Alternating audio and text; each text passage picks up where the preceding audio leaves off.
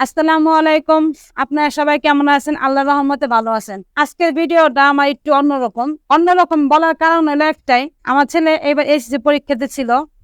আমি আমার ছেলেকে বলছিলাম যে তোমরা যদি ভালো রেজাল্ট করো তোমাদের সবাইকে নিয়ে আমি রেস্টুরেন্টে খাওয়াবো। যে ভাবনা সেই কাজ। আমার আল্লাহর রহমতে আমার ছেলেও পাস করছে, ছেলের বন্ধুরা সবাই মিলে পাস করছে।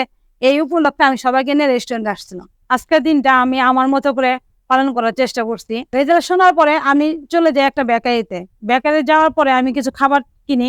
খাবার কিনে প্যাকেট করে খাবারটা নিয়ে আমি চলে যাই মানুষের সাথে আনন্দটা ভাগাভাগি করার জন্য। যখন আমি বাসাতে বের হই তখন দেখা গেছে রিস্কাওয়ালা ভাই যারা কাজ করে আসতেছে তাদেরকে পাই, ওনাদেরকে আমি খাবারের প্যাকেটটি দেই। এরপর সন্ধ্যা নামে আসে, তখন আমি ছেলেদেরকে নিয়ে ছেলের বন্ধু বান্ধবকে নিয়ে রেস্টুরেন্টের দিকে যাই। আমি যাওয়ার পথে তখন দেখা গেছে আমার কাছে কিছু খাবারের প্যাকেট ছিল, তখন দুইটা বাচ্চা দেখি, তখন দুইটা বাচ্চাকে আমি প্যাকেট কিনে দিয়ে তারপর রেস্টুরেন্টে চলে যাই। রেস্টুরেন্টে ঢুকে যাই। রেস্টুরেন্টে যখন ঢুকতেছিলাম তখন দেখেন সিঁড়িটা ওঠার সময় দেখতেছেন একটা সাইকেল ডেকোরেশন করা, সিঁড়ির মোড়টা ঘুরতেছেন তখন একটা ফুল গাছ খুব সুন্দর করে ডেকোরেশন করা আছে। ছেলের বন্ধুরা আমার নিয়ে সেলফি তোলার চেষ্টা করলো, খুব মজা করতে করতে আমরা রেস্টুরেন্টের ভিতরে ঢুকে গেলাম। তো মূলত রেস্টুরেন্ট এলো ছাদের উপরে, কিন্তু ছাদের উপরে রেস্টুরেন্টটা খুব ছোট আকারে, কিন্তু অনেকটা খোলামেলা।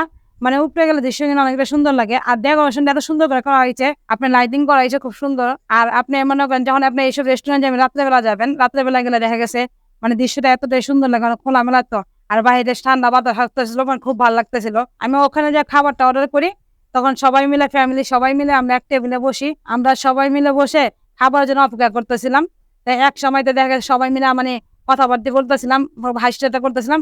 এক সময় খাবার হয়ে যায়, তখন খাবার আমাদের সামনে এসে পড়ে। তবে যখন খাবারটা অর্ডার করতেছিলাম তখন দেখেছিলাম বাড়িতে একটা প্যাকেজ আছে।